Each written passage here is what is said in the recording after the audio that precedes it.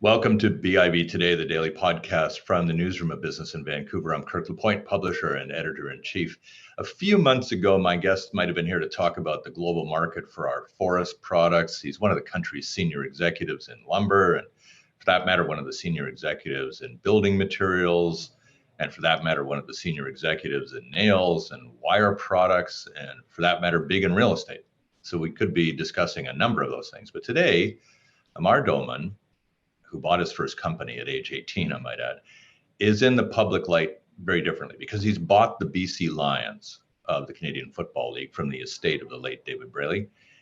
This is no small challenge, even for a successful business leader. And I hope today we can unfurl a few of his early plans. Good to see you. Great to see you and appreciate it, Kirk. How long have you wanted to own a football team? A long time. I would say over, when it started to get serious, probably 20 years ago. And of course, there's a lot of locked doors on these assets. They're very tough to get, very tough to come by, despite, whether attendance is good, bad, it doesn't matter. These are trophy assets. They're very hard to get. And I feel very fortunate to be the new owner of the BC Lions. And hopefully our family will be for a number of years now to go ahead. Why do you want to do this? Yeah, a number of reasons. It starts with British Columbia and the community. And really, this isn't about a massive profit and loss type of a situation. This asset is for the people of British Columbia. This team, I want the cities to rally around. I want people coming in from the interior. I want youth football to get revitalized. I want kids wearing orange and black. So I've got a lot of time and a lot of energy to put into this and dollars, where I think that's been lacking a little bit, Kirk, to be honest with you, where we've seen distant ownership. If there was a team available to me, like the Alouettes were available to me, to own a team like that in Montreal, I don't have any connection to it. And I'm not going to have any passion to it. And I kind of feel that if there's an owner that's distanced, it's got to be the same here in Vancouver. As much as Mr. Braley did a lot of things for the league and everything, and God bless him, he was a great man. Distance is distance. Yeah. I mean, I knew him in Hamilton days, and I mean, he was right there, right on the sidelines all the time. I mean, that was his thing. And I guess at one point he owned 3 teams. It was like he was like half owner of the league pretty well. Can you make money as a CFL owner? Yeah, I think a couple of things there. Number one, we need to get the gate up for sure. That's something I'm going to work on over the years. No quick fix on that, Kirk, but I've got some ideas that we're going to implement maybe this season or it'll be next for sure. Crazy because next season is not far away either if we start on time, right? So it's interesting. We've got all these things coming at us to pre-order and get ready, and it's sort of like, geez, next season, but it isn't that far away. But really, to get the gate up is number one. I think some conversations with Pavco will happen, and to talk to them a little bit more about sharing some revenue, because that's been a tough one for any owner of the BC Lions at BC Place. Now we've got the best stadium in the league in Canada. We have got, retractable roof now. They put $750 million into this. It is a beautiful stadium, so we can't point at the stadium or the location being an issue. I just want to get people past that. It's a beautiful place to play football, and it's very modern the way things have been upgraded there. So I love the open roof and all those things. But if we can get to more of a revenue share, I think that's going to really help us, push more towards into profitability with the team. Yeah, I mean, you've been dealt in many ways a very difficult hand with the facility, right? I mean, it's because of the rev share that's going on there. So you think the notion of a smaller multi-sport stadium in the city is dead, right? Well, it's tough to find a location for that in the city.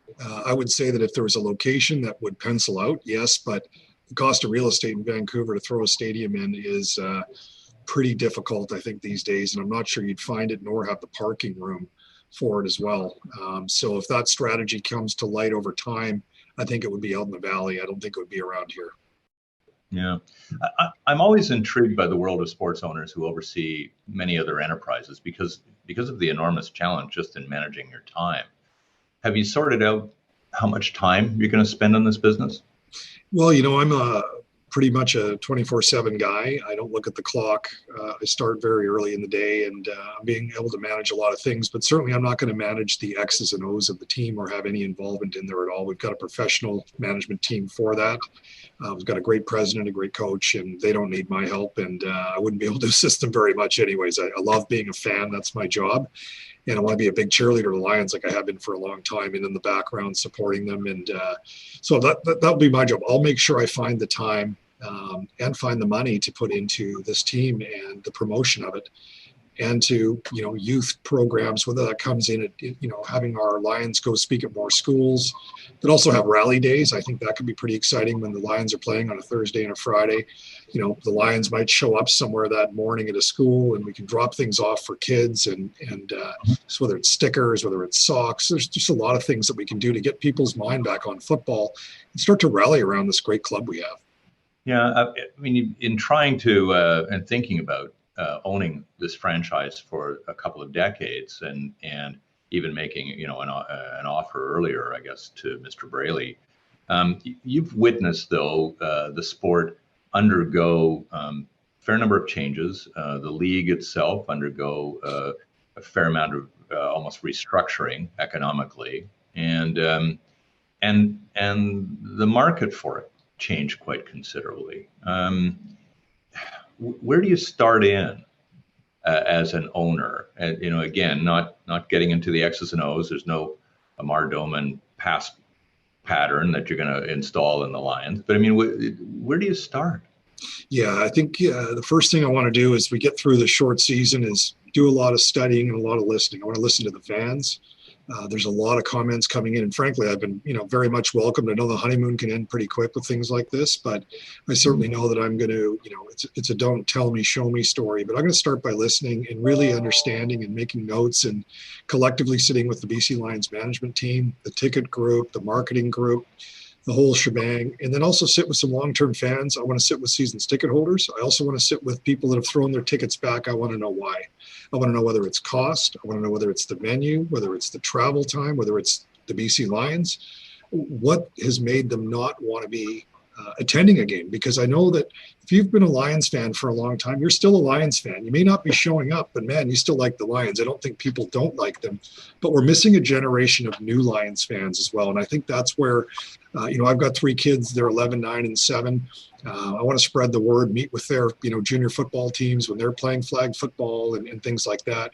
And really start to understand from some of those coaches at that small level too, or junior level, what can I do to help support football, get it more activated? Can I, donate footballs? What can I do and get our Lions logo back out there? So I'm going to take a whole bunch of stuff, throw it in the cauldron, start to sort through it, and then we'll make it a list of how to attack it. And that's how I run businesses, the same way. Business leaders will always tell me that there's a huge emotional connection to what they own, but a sports franchise, I think, must be on a different plane altogether. How do you, as a leader of this now, steer yourself through the emotions to make sure that you're not letting so many of them get in the way of some rational decision making in the early going?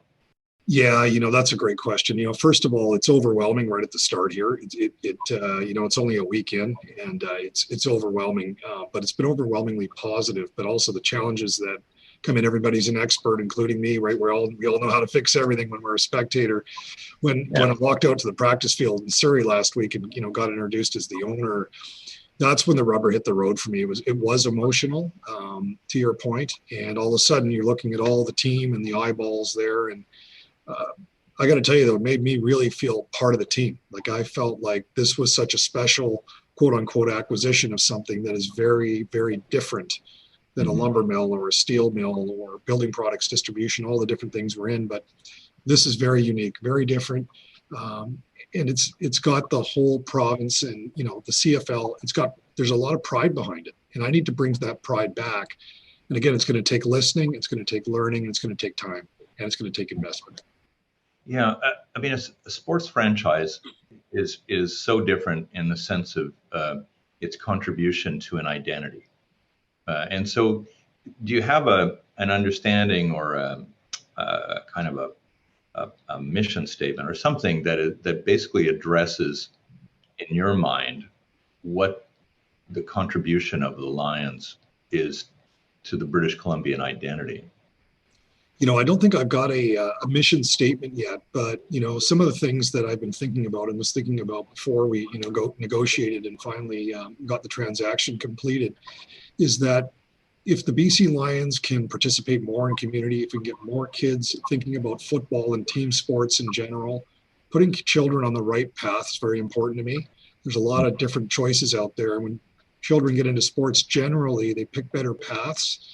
And I think they have less time to drift.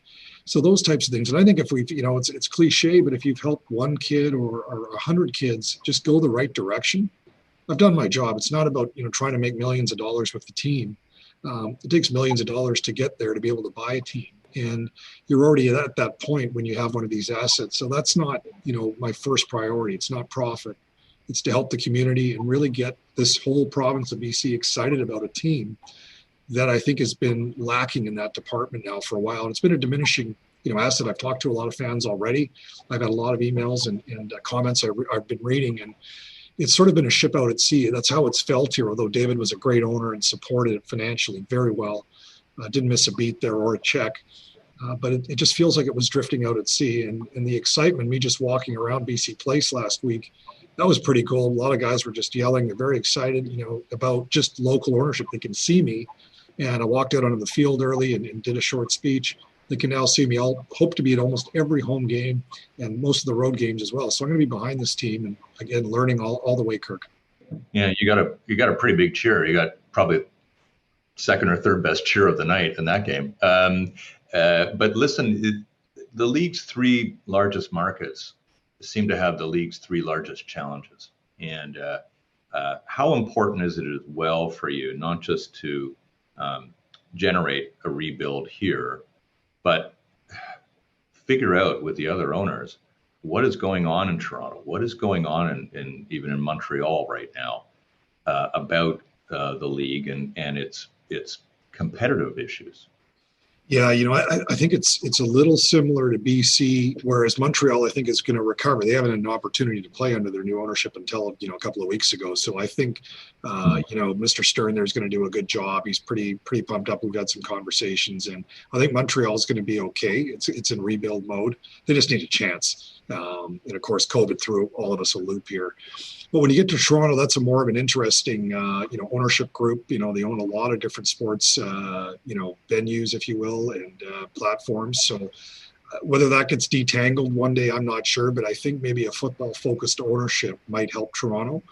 There's a big fan base there too. How can they not get in 20,000 in a city of 6 million? That just boggles my mind. But I think there is that disconnect of relationship of fan to team. And that's something that I've got to galvanize here in BC. And I know I can do it. It's been done before. It's being done in the prairies, the midsection of the country. But for some reason, again, out here, it's just feels like the BC Lions have been distanced a little bit from their fan base, as well as Toronto and Montreal. But I think Montreal's back on the right track. Yeah. As a fan, I have to ask you the serious question. Can you bring back those gunmetal gray jerseys? Yeah, I'll tell you what, I've had all sorts of ideas about the logos already. We want to get through this season. We certainly can't change mid-form and order all these things, but I've seen what is being looked at for next year, pre-me coming into the picture, and we're going to take a look at everything. And again, I want to spend this this short season, while we're in it, listening, because we have to order all these things way ahead of time. You can't order these in May and have them show up in June. They need 4 or 5 months lead for order time for uniforms and things like that. So I want to get this down. I definitely have thrown your vote, Kirk, into the gunmetal gray pile for sure. What about helmets? What do you think about helmets while I've got you here? The helmets are a little busy. They're a bit busy from a distance. And I'm still struggling with the orange logo, with the orange. We've got one of your masks here, and yeah, it's not quite. It doesn't feel sharp to me. I don't know why. Okay. Yeah, that's okay. Anyway, there we are. The other thing I want to ask about is the relationship with television, and again, I think TSN probably helped at one point pretty well save the league. It brought it back. But here you are now with stadiums that have some attendance issues, and we're back to that old argument. Should there be blackouts? Should there be blackouts of games? Where do you go on that one? Look, if I want to be selfish, I'd say yes, so I get more ticket revenues for me. But to me, we've got to get the optionality up, not down. I think we should have more of these games, being available to stream, etc. To get on Right. handhelds. I mean, everybody's got these going today, and the TV for our kids. I mean, my kids don't even know we have a TV. It's all their devices, right? And that's the generation of eyeballs I'm trying to get to. So I think we're going to need more of the streaming. But then once in a while, a family's going to say, hey, if the cost opportunity is good, what's better than going to see a live football game? There's nothing better than that. So that becomes more of a treat. But I think you don't black things out to get more interest. I don't think that works. Unless the team has a different strategy of just trying to drive revenue 100%. I mean, that's got to be part of the mix, but that's not where I'm coming from. I want more eyeballs on screens. I want it available to more. And I think eventually that just draws more fans into BC Place. Yeah. And last point, I guess, on this one is, it's a little bit close to that time management question I asked you earlier, but how are you taking care of yourself with all this stuff? Yeah, I've got a pretty good regimen. I mean, I travel a fair amount.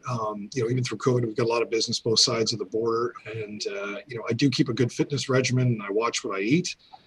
You tend to just try and fall into a good rhythm and make sure that you are taking care of your health first. With all of these different activities that come at you every day, headaches come at you every day, and sometimes you're up in the middle of the night, the brain turns on things, and you wonder why you do all this, but you must like it, I guess, at the end of the day. But if you don't have a fitness regimen or, try to eat healthy 60-80% of the time, then you're going to run into trouble no matter whether you're running a business or not. And I think today we know enough about health and nutrition and sleep that none of us should have any, questions about health, but try to do the best you can. And if you're getting on to third base on health, I think that's a good program to be on. You can't always hit a grand slam. Yeah, but it's interesting. Here you are. You're a very you're a really fit guy, and and your lifestyle is extremely busy. And what I wonder about is that something that you can also translate into the team? Because when you take a look at some of the practices of football, they're not super healthy. Like there's a little less of that than you might expect.